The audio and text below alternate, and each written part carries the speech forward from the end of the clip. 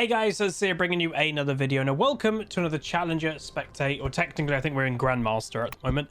But we are watching one of EU West's best Oriannas because the last couple of streams I've actually had some people go, Huz, Orianna seems to be back. You should check it out, give her a go, etc, etc. So I'm just to announce, because basically I'm recording this and this video is actually going to be coming out in a few hours as today's second video. But I'm still like 3 or 4 days ahead worth of main account stuff. Just to explain, I actually am going to be starting Unranked to Diamond into my tomorrow's recording session. So expect Unranked to Diamond content in the next 3, 4, 5 days to start. And obviously with Unranked to Diamond comes the opportunity to play all the champions. So like right now, would I have the confidence, like I'm trying to fight my way to master, etc. Would I have the confidence to just randomly pull out an Orianna game, but I'm still not 100% convinced, you know, is she strong or is she not? That's what Unranked to Diamond is going to be so good for, is I can experiment, I can test. And obviously it's Nuzlocke style, so if we play a game of Orianna and she dies and we lose the game, she dies, we can't play her again. That's the fun nature of a Nuzlocke. So what I thought I'd do, because Orianna is on my mind, let's watch an Orianna. Let's watch one of the best Oriannas and just see how it feels. So you'll notice it's against a Silas. I struggle massively against Silas. Admittingly, I think it's a mixture of a lot of my champions are just bad versus him. The only one that is supposed to be good versus Silas is a Nivea. But on the same regard, I personally just don't think I'm very good against Silas. We all have like personal weakness champions. Historically, mine has always been Aurelia. But I also do struggle against Silas. Viego invades or kills Fiddle. I don't even know what happened, but yeah, bad start for a Fiddlesticks to die to a Viego. That is not what you want as a Fiddlesticks in the early game. Worth knowing about runes, and there he is. So looking for the stun, does hit it, a little bit of damage, but nothing major. So yeah, Phase Rush has been taken. Not too surprising, because the way that you somewhat beat a Silas is make sure he can't kill you, and he is a melee-esque champion. I say melee-esque because his Q can still do a lot of damage here or there. But if you can be fast and avoid him and dodge his E because your movement speed is good, that's where it helps. And that's where I do struggle on my champion pool. All my champs are slow. You know, if I'm playing Anivia or even Mauls or Victor or Vlad, they're not the quickest mids. So Phase Rush might be a good idea. Mana Flow Bland, always good, let's be honest. Then Transcendence, great for scaling, and Orianna, with recent buffs, I've heard her scaling and damage ultimate in late game is actually very impressive.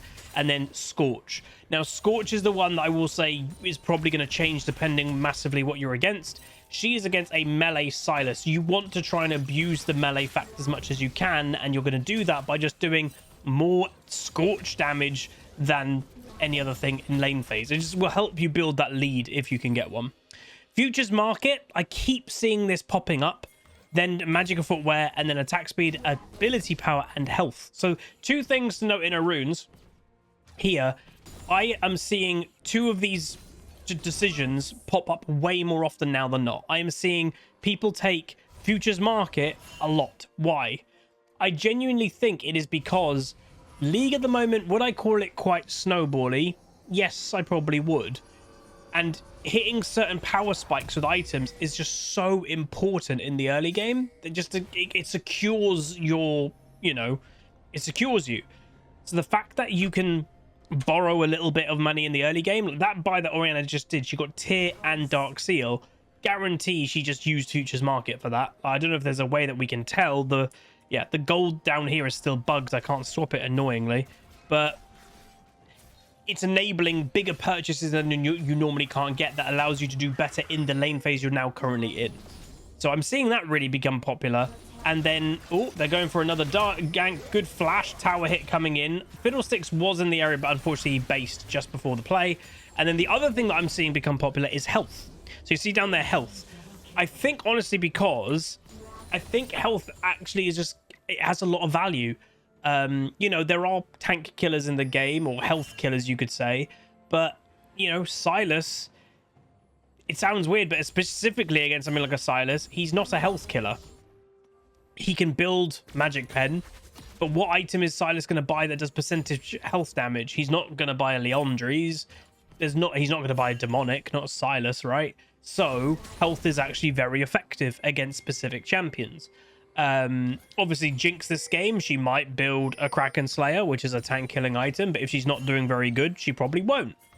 Viego will buy a Blade of the Ruined King, there's no doubt, but you know, the thing that I've always said is I never purely pick a champion or purely pick a build about, you know, specifically just against the matchup that I'm in. I do things mainly for the game. And yeah, the health, I think overall is a good thing for Silas. It's not a bad thing elsewhere as well. Like even the Kennen, you know, he's not really a health killer also. So, yeah, I'm seeing those two things pop up more. And, you know, so much so, Orianna's TPing top lane, by the way. So much so that it is making me think about going health more. It was also making me think about going futures market myself. So she's hoping for a bait here. Really nice play. Like to see that. So very nice by, obviously, the Orianna to do that. But also, you can't, you know, the Jack's actually doing it and going in made the kill happen. So nice coordination from those two. Obviously, we are in solo queue. We're in Grandmaster, so there's no duo queuing right now. That is a brave... Oh, it's because of the TP. I was like, that's a brave Viego. Unfortunately, TPs are still banned. Not banned. Replays are still bugged. So that was, I would say, then a bit greedy by Misfortune. So it does show mistakes happen in every rating. She does a good thing, and then she overstays, and then she gets a free kill on the Kennen. I'm sure the Jax is probably very happy to see that Orianna, and now very annoyed. So it is worth knowing as well, the bot lane changes. I don't know what everyone's opinion of the bot lane changes are, but they seemingly have become very strong. I, myself, I'm still under the impression that AD carries personally didn't really need a buff. I think the role, I would have put it second in my strengths tier list before they got buffed. I'd still put them second. I think jungle is just so goddamn strong. But I just don't really think they needed that buff or change. And there are some champions that have kind of come out on top. And Caitlyn is one of them. Basically, it's near impossible for a Caitlyn to lose lane phase right now. That's basically what's happened. Her damage in lane phase is just absolutely ridiculous. And then she obviously can win lane phase so well. Power spike herself to 2 items. She's killing everyone. Power spike herself to 2 items quick. Have the... you know, mythic and then an infinity edge second, and she's just laughing with how strong she is, with then also an increased range. Worth knowing about Orianna, Viego is getting fed, which is a problem, but Orianna maxes Q first. I've always had sometimes this confusion when even if I've played Orianna, why do you max Q first? Your W does more damage than your Q. So the principle of maxing Q over W, even though, yes, the W doesn't do as much damage, or sorry, the Q doesn't do as much damage, nice re-engage, by the way, is the very principle that, one, well, it lowers the cooldown of Q, in essence. So as an Orianna, you do nothing, literally nothing, if your ball is not positioned well. The whole champion is about ball position. Here we go. Fiddle ult, bam, into the fear. Ooh, I think Fiddle actually got a bit greedy there. It doesn't matter that the Silas actually re-engaged, and they do end up getting both kills, which is good. But yeah, so that is in essence it, is you need your Q on the lowest cooldown as possible to enable you to move your ball as much as possible, because that enables the whole champion. So that is why you max Q over W. It's the same principle as why Vi maxes Q herself. Like Vi, the champion, her punch drag, why does she max Q? Because the champion needs that Q up as much as possible. Why does Rammus max Q? Same exact thing. Sometimes when your ability is so important to your kit, even though it might not be the most damage orientated spell, even other spells do more damage at max rank, you need those spells up the most. That's why.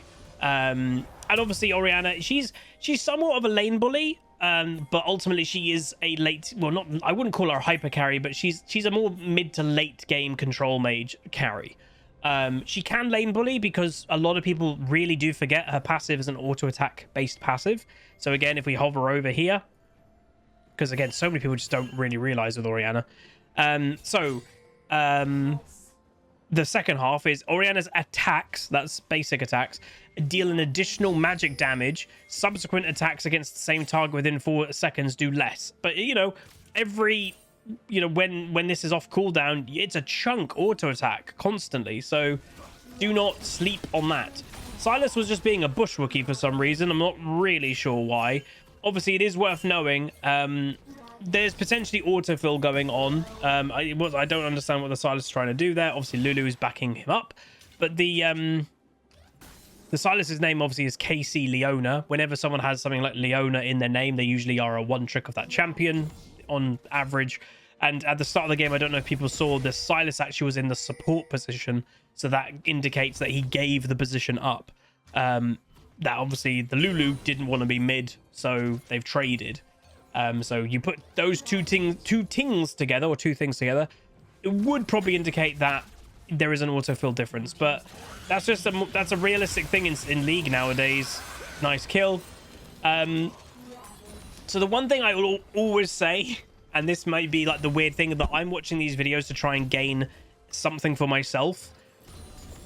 If you people would agree, disagree, let me know. I don't really get ganks that much when I play mid. I would say when I watch challenge spectates and I watch other things, or my opponents in solo queue, on average I'd say I get less ganks than the average mid laner for whatever reason. And obviously Orianna this game is doing well, but a lot of the help has actually been ganks. We've had at least 2 big fiddle ults in mid lane, and yes, she's been ganked a bit herself, but none of them have been that successful. They've gotten her flash, I think, once, but then Viego didn't return. So the Orianna is doing well, there's no doubt about it. It's pretty standard Orianna is what I would say so far. There's nothing that I'm like, oh, okay, that's new. Everything's pretty standard, but the nice thing is she's getting help. And that's obviously the one thing that I can't take from these videos myself, or you really can't, is, oh yeah, just get ganks from your jungler. Obviously, yes, that's going to help. We all, I think, wish, no matter what role we play, we all wish we get help from the jungler. Even when I'm jungling, you know, it's that kind of like, which lane am I going to help? So that's what I would say is this game so far has been, you know, she's held her own against Sylas, there's no doubt. He's not really been able to do that much against her, and that is part in maybe the Sylas doesn't have the confidence to do it, but the Orianna's not allowing it really to happen massively too. And what has been noticeable as well is when Sylas has kind of gone for an E and he's hit it, she procs phase rush and just runs away. You'll notice that she's not trying to take extended fights where she's just letting a Sylas hit her. It's all about running away if he does manage to hit something, and it's trying to save your flash until you absolutely need it. Another thing obviously that is going quite well is tower pressure. Obviously it's going to help a lot now that Caitlyn's here. Her damage obviously is going to be very high. Caitlyn herself has gone Gale Force, and realistically we should see a dragon potentially be taken, and Orianna ideally would be going bot lane. Sylas doing what he can, I guess, to stop an invade, but he ends up dead. And I honestly haven't really seen much of the enemy team for a while, which is a bit peculiar. What is interesting to me, and interesting and not interesting at the same time, the item choice for Orianna, Ludens. So where would I put Orianna in terms of like what type of mage is she? She's kind of a hybrid between poke and burst mage and control. She's a poke burst control mage. So poke because she's that constant, especially in lane phase, can move her ball, constantly hitting you, auto-attacking you, poke, poke, poke. Especially against a melee champion. Then, so poke, burst is that she actually does do a decent amount of burst. I would say with a caveat of that though, only if she's pretty ahead. At least that was my experience back in the day on this champion. Maybe it's changed now. It's possible. And look, she's going for an ulti. Enemy team, friendly team is looking to help. Lovely Q by Lux, and that will be a dead Sylas again. Yeah, Sylas needs to stop engaging because that's where it's actually going wrong. Sometimes the better thing to do is not engage. It's the same principle of sometimes the better thing to do is not blitzcrank hook. The very threat of the engage is more powerful than the actual engage. The same thing with this Sylas. He's engaging too much. And that's leading him wide open because he's not strong enough yet to do anything, and because of how it's going, he's only getting more behind. So obviously the enemy team has got a very fed Viego. Am I surprised that the one champion on the enemy team that got really fed is a Viego? No, that champion is still ridiculous. But yeah, going back to my point, poke mage because she can poke, ball, blah blah blah. Burst, she does have burst, but I've always found it's only if she's like ahead. And then control mage, well, again, she's got decent control. The very premise of being a control mage is being able to control what others do and like control how the enemy team plays.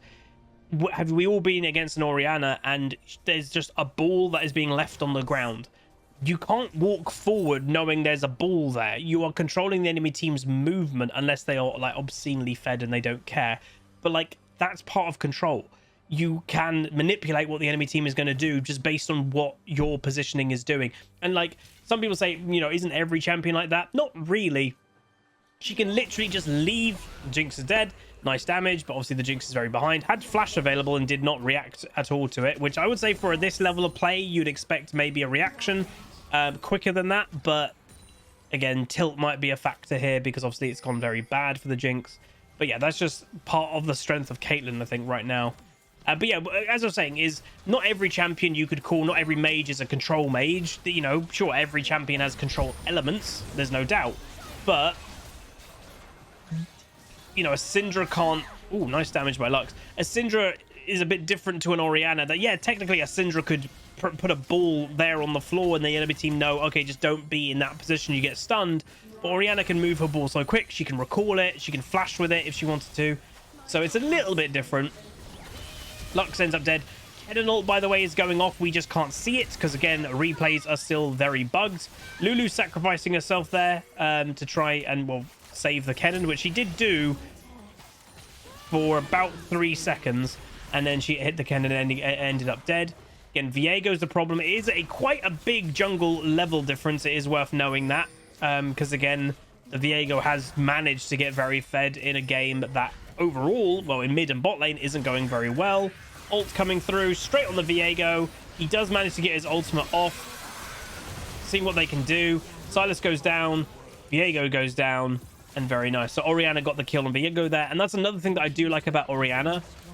Because of her not typical nature, that, you know, you have the physical property of Orianna and that's who you're controlling. But then all practically of her main damage is actually the ball, not Orianna. You can do damage that like other mages can't. You know, a lot of mages you'd have to be pretty close to people or poke. She can be running one way but doing damage another way, and that's just kind of a nice thing as well. And like the strategy of you could like not specifically put your ball out somewhere and leave it. Don't you know, move it, just keep in range of it. And the amount of times the enemy team kind of forget it's there, they phase out a bit because they keep looking at Orianna and then they walk over your ball and give you the engage. It's like there's a lot of kind of strategy and layers, what I would say, to Orianna. So she's played it well, build-wise, as you can see, which I don't know if it surprises me or not, but yeah, Seraph's second item. She is quite heavy mana use, I would say, Orianna, but like she isn't the highest in the game. Nowhere near like a Nivea level of mana use. Oh, they are going for an all-in here. So this is the way that the enemy team... Big ulti. Not bad, actually. If she can go for 1 kill at least, that might be okay. Kennen ult's coming through. Jax is coming to save if he can. Again, for the greater good, are they going to get any kills? No, because Viego damage way too high. So that's the way the enemy team is trying to get back into this game. And it's a solid way, is we're getting owned. We need to use our numbers. Oh, God, Viego, dude. We need to use Viego, apparently. But yeah, that's the way you get back into a game that's going bad most of the time, is try to outnumber the enemy team. If they're splitting, you know, if red team just decided with perma grouping, there's nothing really blue team could probably do at this stage. Even with the Viego Kennen combo, Caitlyn's fed, Orianna's strong, Fiddle's quite strong, Lux is quite strong, Jax is not strong, but it's a Jax, so never discount one. So yeah, that's more on red team. I don't know, what I would say is being a bit lax. If they just were like, let's end the game would probably be over in the next few minutes, because having a Caitlyn and Orianna for even sieging is very, very strong too. Orianna's going to look for the Kennen. Not sure this is going to be on. Going for the ult, half health in one little combo there, and is going to continue it. And there you go. So that does show, not bad. That's a strong Kennen, reminding everybody. Sylas TP came through. Everfrost coming down and is going to go down. So it does show Sylas still does a decent amount of damage. But what I would say about this Orianna is she's not right now playing to her absolute strength. She's being solo. That's not the strength of Orianna. Orianna is one of, well, she's a very good team fighter. And, you know, the enemy team has some team fight elements to them, but you have Orianna and Fiddlesticks. If that isn't an absolute scream of just group and you'll kill everybody, I don't know what is. And obviously a very fed Caitlyn. You know, no matter what AD carry you have, put that Caitlyn in a team fight, put her in the back, and she auto-attacks things, you're also going to do pretty well. Build-wise from Orianna, I'm not sure what her next item would be. I'd imagine it would be something of a...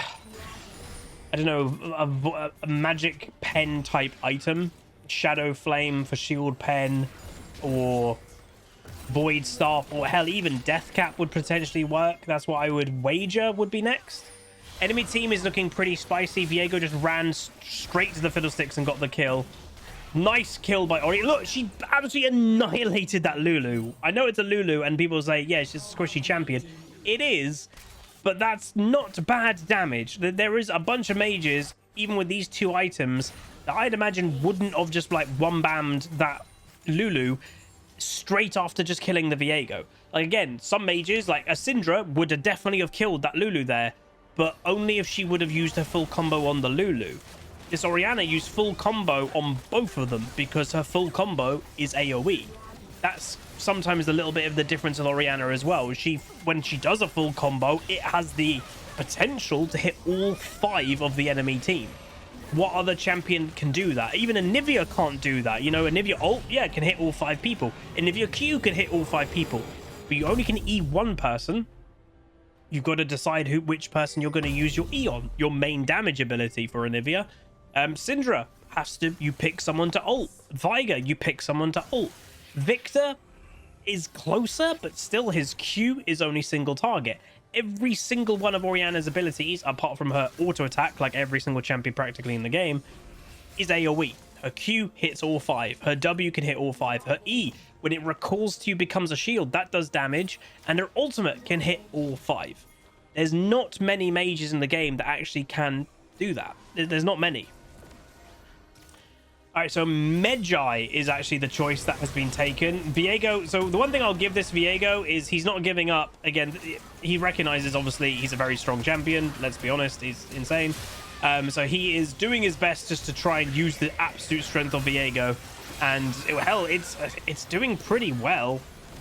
Jinx is going to go for it. Oh, Jinx gets a big 1,000 gold shutdown. Fiddle jacks his head. Whoa, good Zhonya's.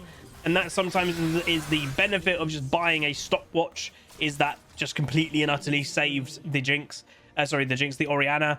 And again, with Viego, you never know. He could have killed the Orianna there, gone immune, become Orianna, and then he might have been able to kill those two. You never know with Viego. So that is a really good use of stopwatch purchase there. Because I've always had... There's always a debate in League of Legends, and it's usually by the same type of players of, oh, Zhonya's or stopwatch shouldn't exist. Stopwatch and Zhonya's has to arguably exist because it's a counter to absolute basic play.